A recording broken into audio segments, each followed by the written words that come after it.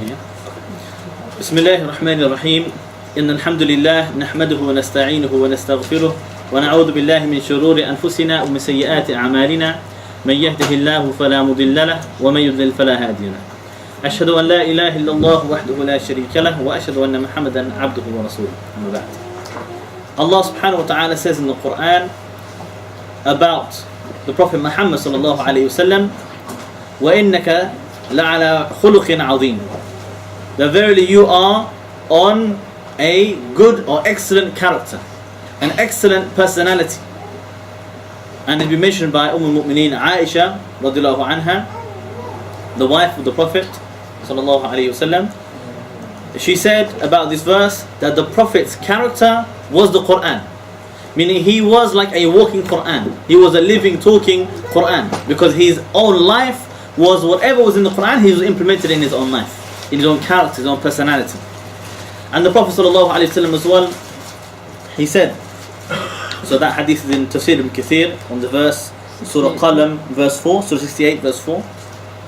And another hadith in Musannaf ibn Abi Shayba, the Prophet sallallahu alaihi wasallam said, verily I was sent to perfect the character.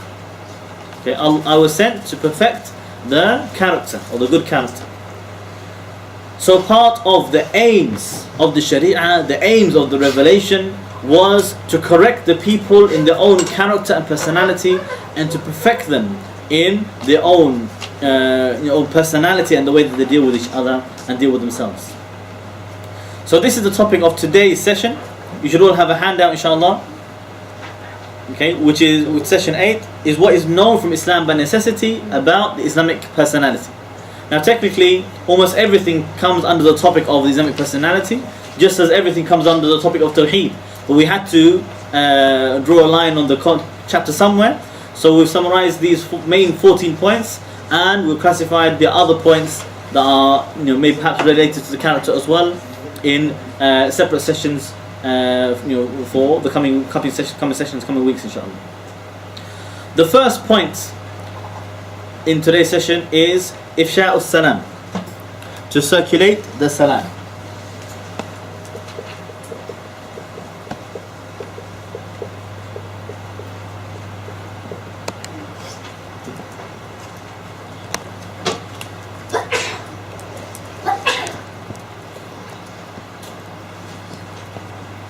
He's circulating the Islamic greeting, meaning Assalamu alaikum.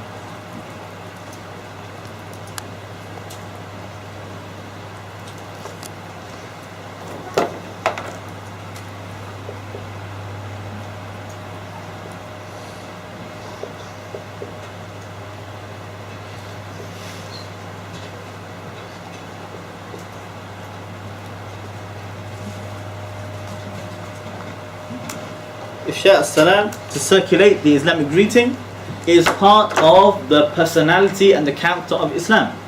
Now, the Muslim has a unique identity. We are identified by certain characteristics. That is what makes us different and identified as Muslims. And how we know somebody is Muslim, we recognize them by certain things. One of those things is the salam. Every people will have their own way of greeting each other. Everybody has their own way of speaking. When they get angry, they say certain things. When they are pleased, they say certain things. The Muslims, they also have a different vocabulary. When they greet each other, they don't say hello, hi, and something simple like this. Rather, we say Assalamu alaikum. We say the Islamic greeting, which means peace be upon you. And as-salam is one of the words of the names of Allah. Okay, is one of the names of Allah. And Allah ordered us to make this the greeting of the people from among the Muslims. We do not greet the non-Muslims with salam, but if they give us salam, we will say to them, and to you, wa alaikum. Okay? So the salam is something which is a gift and an honor and a respect, something for the Muslims in particular. Muslims specifically have been honored and dignified above others by this greeting that we reserve for each other. Allah subhanahu wa ta'ala says in Surah Nisa verse 86, Surah 4 verse 86.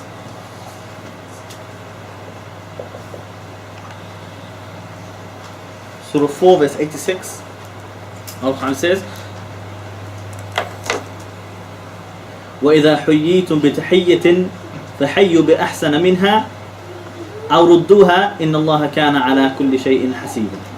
He says that when you are greeted with the greeting of Islam, okay, with the salam, then answer it with something better or return it equally.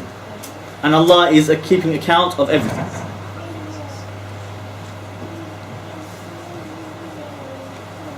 And then another verse, inshaAllah, Surah An-Nur, verse 61. Surah 24, verse 61. Allah Ta'ala says, فَإِذَا دَخَلْتُمْ بُيُوتًا فَسَلِّمُوا عَلَىٰ أَنفُسِكُمْ تَحِيَّةً مِنْ عِنْدِ اللَّهِ مُبَارَكَةً طَيِّبَةً كَذَلِكَ يُبَيِّنُ اللَّهُ لَكُمُ الْآيَاتِ لَعَلَّكُمْ تَعْقِلُونَ. Allah Ta'ala says that when you enter the homes, okay, whenever you enter homes or houses, give salam, the greeting of salam to each other. This is a greeting from Allah that has been ordered by Allah. And this is the way Allah explains to you His verses so that you can have sanity or have reason or have understanding. Also, as we mentioned in Sahih al-Bukhari, narrated by Baraa ibn Azib radiallahu anhu, that the Prophet sallallahu alayhi wasallam ordered us with 7. Okay, so Baraa ibn Azib said, the Prophet ordered us with 7. Visiting the sick,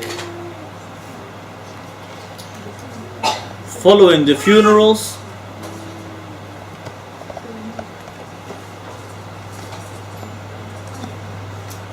supplicating for mercy on the one who sneezes, Tashmit al-Atis, the one who says, you say Yarhamukallah, okay, may mercy of Allah be on you when somebody sneezes, supporting the weak, helping the oppressed, circulating the salam, and helping people to fulfill their oaths.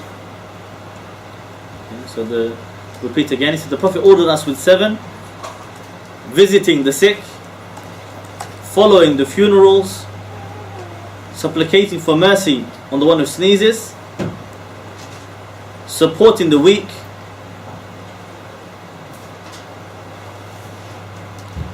helping the oppressed,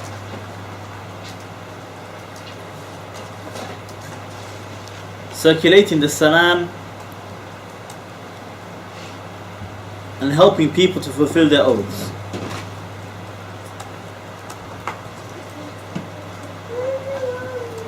Okay. Yes. Helping people to fulfill their oaths. Like when you say, I swear by Allah, will do so and so, you make an oath. So to help people fulfill their oaths is one of those as well. Okay. All of these obviously is part of the Islamic character. This particular point, number 1, is obviously related to circulating the salam. In another hadith in Sahih Muslim, the Prophet ﷺ said, the rights of a Muslim on another Muslim are 6. The rights of a Muslim on another Muslim are 6. Okay. And basically among the list, one of them is, when you meet a Muslim, you say the salam, assalamu alaikum.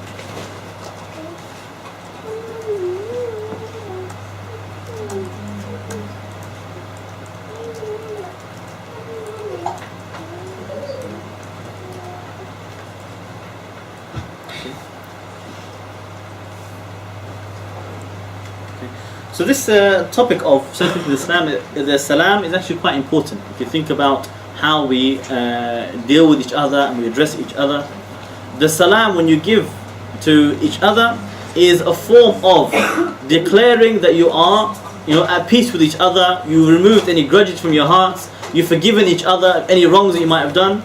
Is a form of abrogating everything from the past. So when you meet each other saying Salaam alaikum, that is to get rid of anything before. That's why it's been mentioned about the one who boycotts his Muslim brother, which we'll come to later on. The one who boycotts a Muslim, how he returns to him is by giving him salam. And the Prophet ﷺ said that the best among them is the one who gives salam first, because that is what will abrogate, and he is the one who's taking that step to forgive. The correct way to say Assalamu alaikum, and this is obviously going beyond what is normal necessity, just give you a little bit extra inshallah details. But obviously, the basic what is known is Assalamu alaikum, but you can say more than this, especially if you're responding. You can say Assalamu alaikum wa rahmatullah, mean the peace of Allah on you and the mercy of Allah on you as well. Or you can say Assalamu alaikum wa rahmatullahi wa barakatuh, okay, which also means then, and also the blessings of Allah be upon you. And that is the complete salam, that's the complete greeting. Anything beyond that is not really part of the original salam legislated. But if you're responding, like the ayah, like the verse mentions, if you're responding to a salam, you should always be giving equal or better. So if somebody said to you, Assalamu alaikum, your reply should be Wa alaikum assalam or Wa alaikum assalam wa rahmatullah, or more than that. If they said to you, Assalamu alaikum wa rahmatullah, you should not just say Wa alaikum assalam in return. You should say Wa alaikum assalam wa rahmatullah or Wa barakatuh as well. Okay? You should not do less than the person who greeted you. Even, you should not do it, very quietly as well. If somebody says to you loudly, Assalamu alaikum, obviously if they're not alone, they're not shouting at you. Say to you, Assalamu alaikum, you should say to them as well loudly so they can hear you, Wa alaikum assalam, not to mumble it, because this is not giving the greeting in equal or better. Okay, so the next point, inshallah, and some of these points are fairly short and simple. Number 2, we have a spare handout. Just check the numbers, because my numbers are different from yours. Number 2 is ar-rifq, okay, to be kind to people.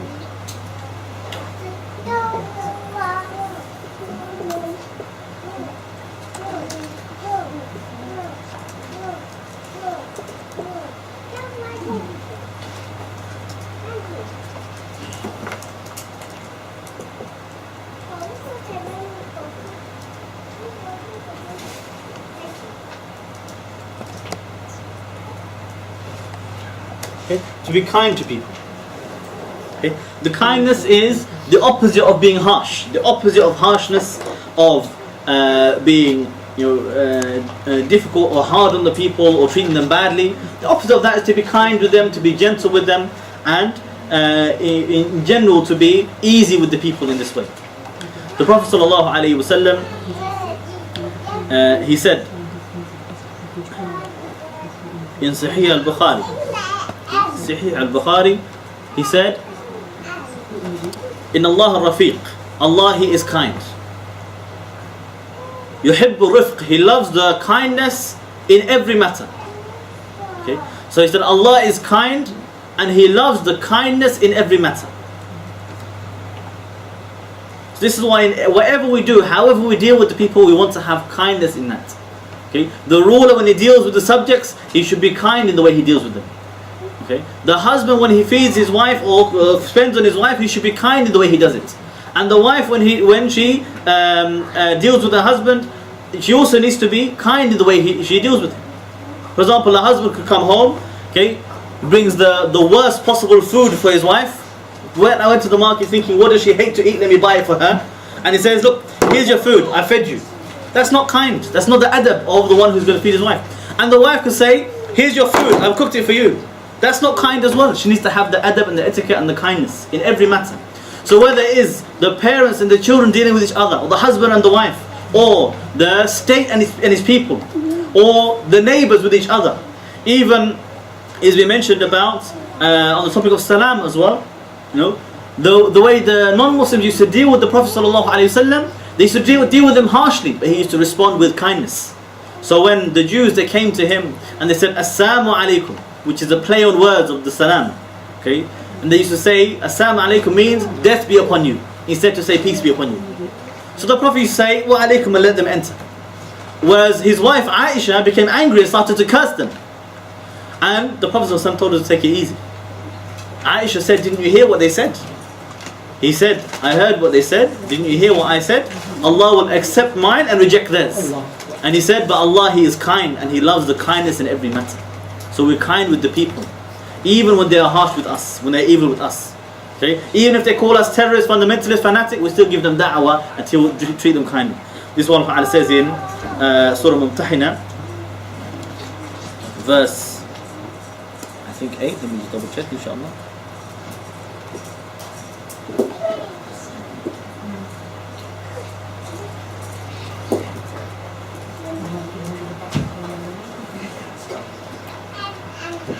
Surah Al-Mumtahina verse 8, Surah 60 verse 8, Allah Ta'ala says, لا ينهاكم الله عن الذين لم يقاتلوكم في الدين ولم يخرجوكم من دياركم أن تبروهم وتقسطوا إليه إن الله يحب المقسطين. He said, Allah does not forbid you regarding those who do not fight you for your religion and do not throw you out of your homes from being kind and gentle and just with them. And Allah loves the justice. So whether Muslims or non-Muslims, if there are non-Muslims who you're living with as your neighbors, or who they are at peace with you, you have with them this security, where you are in a relationship where you can give them da'wah, call them to Islam. You're not fighting with each other. They are not occupying your lands. They are not at war with you. Those people, Allah subhanahu wa ta'ala does not forbid you and encourage you to have the justice with them and the kindness and the gentleness, not to be harsh. Because the whole purpose of relationships with the non-Muslims, of security, is so they can hear the word of Allah and the da'wah.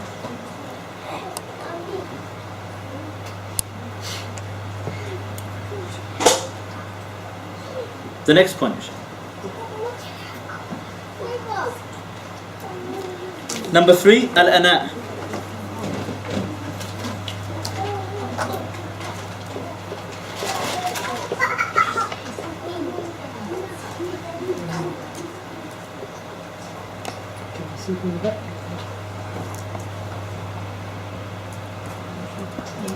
Right, bigger.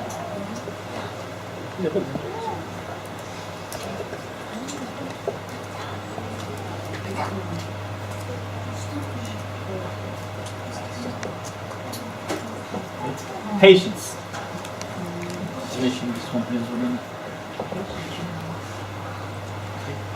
You must be patient, not to be hasty all the time. Okay, it's part of the Islamic personality, the Islamic character. I mean, what should characterize you as a Muslim? The people should see you and recognize he is patient. He is somebody who's not in a rush, not hasty. He doesn't do things without to, take his time and to check and to verify.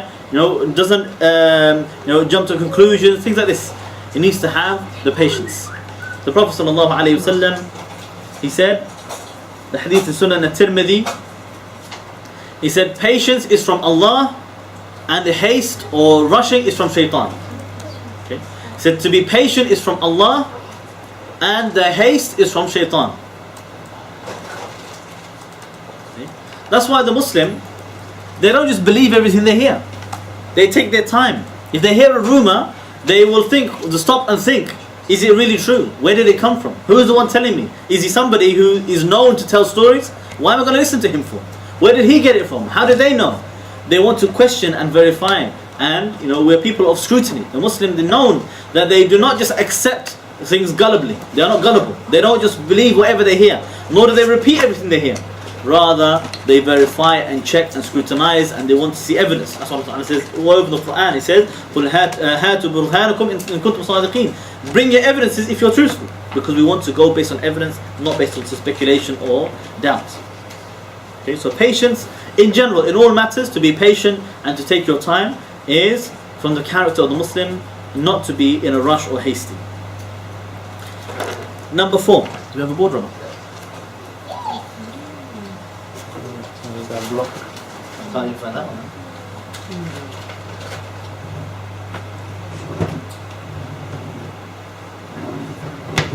Spring. Where's the white without? Someone probably rubbish.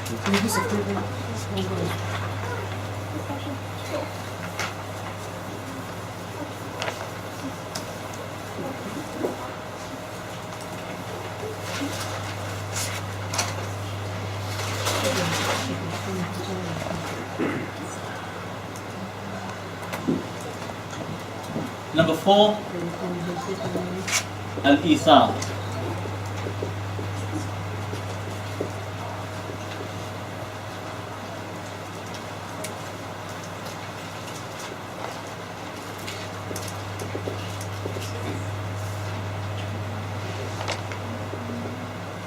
Al-ithar.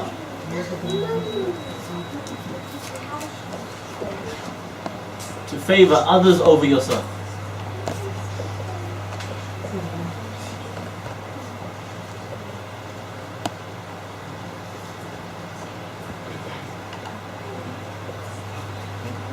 Favor others over yourself. Okay? This should be the character of the Muslim. People should see you and spend time with you. As soon as they have to enjoy your company for a few minutes, they should realize that you are a person who care about others more than you care about yourself. Okay? You're willing to sacrifice from yourself in order to help or to serve somebody else. Allah subhanahu wa ta'ala described the believers, the Muhajirun and the Ansar, their own relationship with each other. The Muslims of the companions of the Prophet sallallahu alaihi wasallam in Surah Al-Hashr verse 9. Surah 59 verse 9. Surah 59 verse 9. Allah subhanahu wa ta'ala says, وَالَّذِينَ تَبَوَّأُوا الدَّارَ وَالْإِيمَانَ مِنْ قَبْلِهِمْ يُحِبُّونَ مَنْ هَاجَرَ إِلَيْهِمْ وَلَا يَجِدُونَ فِي صُدُورِهِمْ حَاجَةً مِمَّا أُوتُوا وَيُؤْثِرُونَ عَلَى أَنفُسِهِمْ وَلَوْ كَانَ بِهِمْ خَصَاصَةٌ وَمَنْ يُوقَ شُحَّ نَفْسِهِ فَأُولَٰئِكَ هُمُ الْمُفْلِحُونَ. The Quran says, those who they were living in the state and of Iman, mean living in Medina before them, they loved those who made hijrah, emigrated to them, and they never found in their hearts any hardship at what was given to them. Okay, because remember the Ansar, they were the people, they sacrificed their wealth, they gave away their wealth and gave it to the Muhajirin. Even when the booty used to come, the Prophet used to give many times to the people who came from outside of Medina before giving to the fighters and those people who are indigenous to Medina. So he said they didn't have any hardship in their heart for whatever was given to those people who emigrated to Medina. And وَيُؤْثِرُونَ عَلَىٰ أَنفُسِهِمْ, and they favored others over themselves. They preferred that other people have it rather than have it for themselves. Even if what they were left with was very little. Even if they were left with poverty. And then Allah says, and whoever gives up this covetousness, this wanting and greed for themselves, then they are the people who are successful, people of paradise. And it should be mentioned by Anas bin Malik radiallahu anhu that the Prophet sallallahu alaihi wasallam said, okay, and this is in Bukhari and Muslim. He said, لا يؤمن أحدكم حتى يحب لأخيه ما يحب لنفسه. He said, no one of you is a believer until he loves for his brother what he loves for himself. Okay? So no one of you is a believer until he loves for his brother what he loves for himself.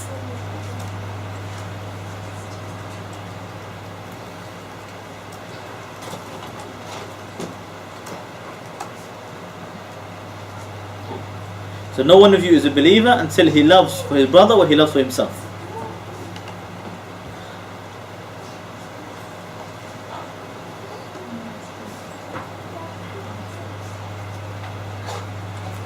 That's why you find the Muslims that are not only generous with their own money and their own food and their own homes, to look after the needs of others, but also they're willing to sacrifice as well. That's why I think that the jihad for the sake of Allah subhanahu wa ta'ala to liberate Muslim lands, to liberate them from occupation, is something which is, comes second nature. The kuffar, when they hear it, they don't understand. Why would you give up your home? Why would you give up such a good life? Why would you give up all of this relaxation and we say security in order to go live in a mountain and fight jihad? The reason why? Because the Muslims, they favor others over themselves. They don't mind to have hardship and difficulty and sacrifice, even to lose their own life, if it means protecting and serving and saving the weak and the innocent men, women and children who are not able to defend themselves. That's why as well Allah says in Surah Insan, He said, وَيُطْعِمُونَ الطَّعَامَ عَلَى حُبِّهِ مِسْكِينًا وَيَتِيمًا وَأَسِيرًا.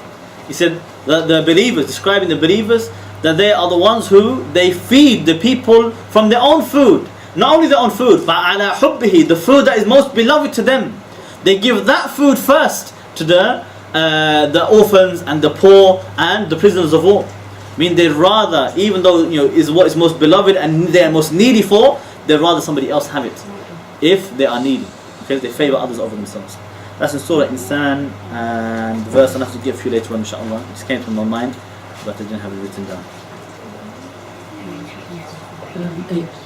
Surah Insan verse 8. What's the surah? Surah 76. Surah 76 verse 8. 76 verse 8. Surah 76 verse 8. Okay.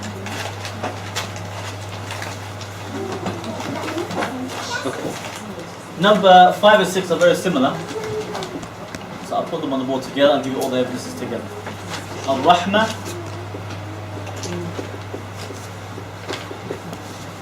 and ash-shafaqa.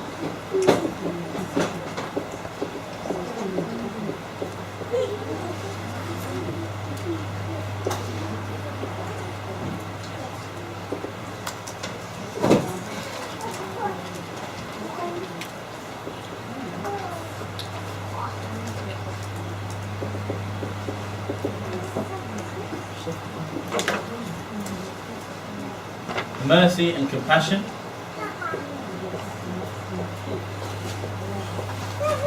They're essentially the same thing, anyway. But mercy you can have with anybody, whether they they've done something to you or not. Whether you're in a position to, we were talking about mercy with the children, for example, to be merciful with them, to spend time with them, to take it easy with them. Whereas you can also talk about the mercy or the compassion with your enemies, to have compassion for those who have wronged you, but yet you forgive them and yet you don't punish them, even though you're able to punish them. Both of these part of the character of the Muslims. This is why the Prophet ﷺ, despite what happened to him in all of his life in Mecca, when he returned and conquered Mecca, he offered them all amnesty except for a few of the worst people. He offered them amnesty, saying whoever goes to Abu Sufyan's house or it remains in their homes and doesn't fight, they will not be harmed. And that's why many of the invasions and the conquering of the Muslims, it did not involve blood, because we offered the people, if they're willing to lay down their weapons, even if they fought before, they'll be offered amnesty. Okay, they will be offered without, to live in peace, without to be harmed. Okay. Allah subhanahu wa ta'ala says, especially about the rahmah among the Muslims, the mercy among the Muslims and the children, in Surah Muhammad verse 29. Surah 47 verse 29.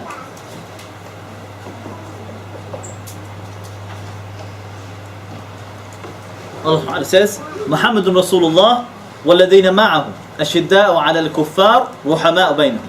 He said, Muhammad, the messenger of Allah, and those with him, they are stern. Check inshallah, probably maybe 26 as well. 26. Okay, they are stern and unyielding against the disbelievers, and they are merciful amongst each other. They are merciful amongst each other. And the Prophet ﷺ said in Abu Dawood and Tirmidhi,